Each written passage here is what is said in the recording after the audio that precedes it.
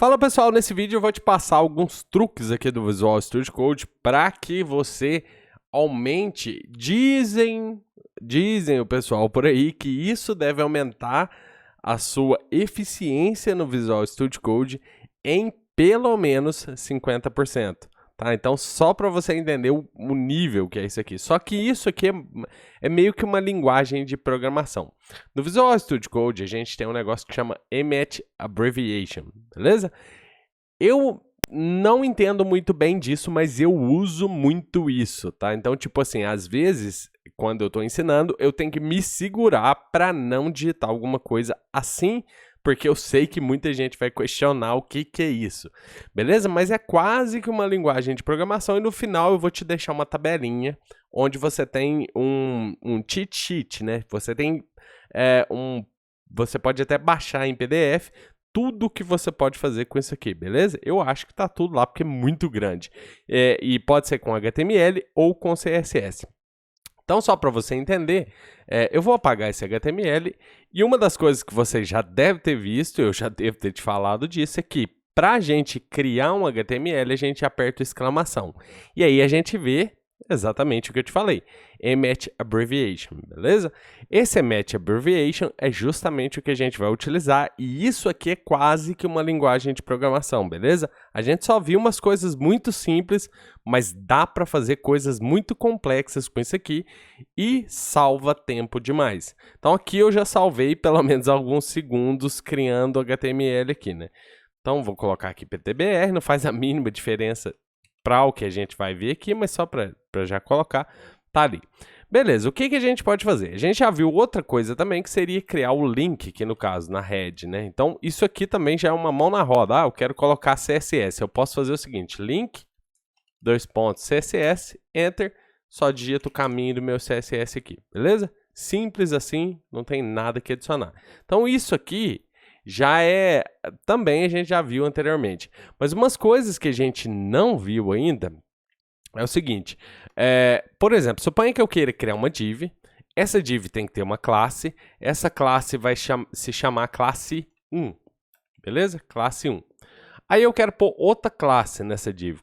Eu quero colocar classe 2. Então vamos lá, classe 2. Beleza? Se eu pressionar Enter aqui agora, tá vendo ali o Emmet Abbreviation, o que vai sair? Ele coloca também um pipe, né? Esse pauzinho aqui reto aqui, ó, indicando onde você vai poder digitar aqui, beleza? Então, se eu pressiono Enter, eu vou ter uma div com duas classes e eu posso colocar o conteúdo. Se você quiser ir anotando, eu vou te passar os que eu mais uso, né, no caso. Mas eu vou te deixar uma lista que tem muitos aqui, beleza? No finalzinho da aula eu te passo aqui. Então a gente viu o div, né? A classe é com ponto. Eu quero criar uma div com ID. Posso? Posso. Então é só eu utilizar o seletor para ID mesmo. Então a classe é o ponto, o seletor para ID é ID. Só que a ID é só um, né, no caso. Então meu ID. E eu tenho uma div com ID. Eu quero criar uma div com uma ID e uma classe. Como é que eu faço? Div meu ID ponto minha classe. Se eu quiser só uma, pode ser aqui, já termina, mas eu quero outra classe. E posso digitar. Beleza? Você viu o tanto que foi rápido criar essa div, né, no caso. Beleza. Eu quero criar a div com a classe, o ID e o conteúdo, que é esse eu posso digitar. Posso fazer isso? Posso. Então eu faço assim, div meu ID ponto minha classe ponto minha outra classe. E aí aqui dentro de chaves eu posso já colocar o conteúdo. Enter, pronto. Tá lá a nossa div criada com ID, com duas classes e o conteúdo. Beleza? Então, isso aqui é bem simples. Eu quero criar 10 divs. Posso fazer? Posso. Div, meu ID, ponto minha classe, ponto minha outra classe. Vou colocar o conteúdo e, no final, vezes 3. Eu falei 10, mas vou colocar só 3, só pra gente ver. Criou 3 divs com o ID igual, o que não é muito legal, que a gente não pode fazer, e o conteúdo. Também o conteúdo igual, então não fez muito sentido. Mas, eu quero colocar IDs diferentes, então. Dá pra fazer. Só que vai ser meio automático aqui. Então, div, meu ID, e aí eu posso colocar um sinal de cifrão, falando que no lugar desse cifrão vai ser enumerado, beleza? Então, meu ID 1, 2, 3 e assim por diante, a partir do momento que eu somar. E aí aqui a mesma coisa, e eu quero no conteúdo também, para diferenciar o conteúdo. Então, eu quero um cifrão no conteúdo. Beleza? Vezes, vou colocar 2, só 2, beleza. Div, meu ID 1, meu ID 2, conteúdo 1, conteúdo 2. Beleza? Então, eu tô te falando, presta bastante atenção nisso aqui, porque isso aqui salva muito tempo do desenvolvedor. Outra coisa que a gente pode fazer aqui é fazer filhos, né, no caso, colocar filhos em elementos. Então, por exemplo, suponha que eu tenha uma UL, eu quero colocar um li, e o li só por enquanto. Então, eu quero o L, aí eu uso sinal de maior que, no caso, e eu falo que ela tem um li com conteúdo, e aí cifrão, conteúdo 1, 2, 3, vezes 10. Eu tenho uma UL com 10 conteúdos, beleza? Aí, aqui você provavelmente vai tentar colocar, por exemplo, um A. Então, L, li, A, e aí o conteúdo, vezes 3. Não ficou exatamente como eu queria, né, no caso, porque o que foi multiplicado aqui foi o A, e não o li, que eu queria. Li, A, multiplicado. Para isso, eu posso fazer grupos. Então, eu posso fazer assim, ó, o L, aí aqui eu abro um grupo, né, no caso. E aí, o que vier aqui dentro desse grupo, eu posso multiplicar. Então, a mesma coisa, só coloquei os parênteses para agrupar o li, A, e daí eu quero o conteúdo do A, mais o cifrão, para colocar um 1 no final. Agora eu vou multiplicar o grupo. Então, vezes 3, agora sim eu tenho aqui. Mas eu quero colocar o ref também do título. Quando eu tenho atributos assim, eu posso fazer dessa maneira aqui. Eu posso colocar no A aqui, por exemplo, eu quero o atributo ref. Aí, para atributos, eu uso colchetes. Então, ref igual a http, link qualquer.com, conteúdo, e aí se tivesse, por exemplo, enumerado, o número, beleza? E aí, vezes 2, por exemplo, a gente vai ter isso aqui que eu te falei. O L, li, A, ref, conteúdo e assim por diante. Beleza? Então é super interessante isso daqui. Outra coisa também que eu posso fazer é o seguinte. Com isso tudo que eu estou te mostrando, a gente consegue montar coisas super complexas. Por exemplo, suponha que eu queira ter uma div que tem uma classe, minha classe, qualquer, né, no caso. Pode ter outra classe, vou colocar id home, no caso, nessa div aqui.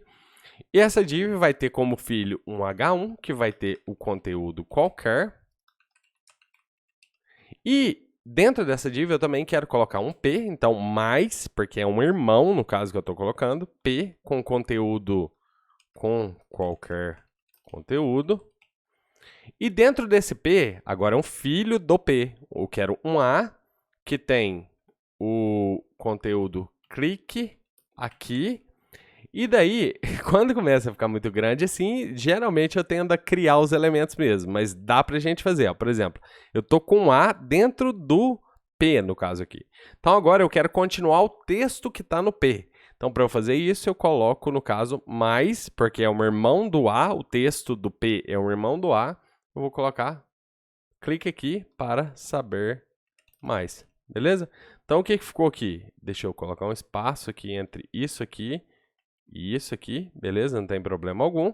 E aqui, vamos supor que eu queira que esse P seja multiplicado 2 vezes. Eu não pus grupo, então o P que vai ser multiplicado aqui no caso.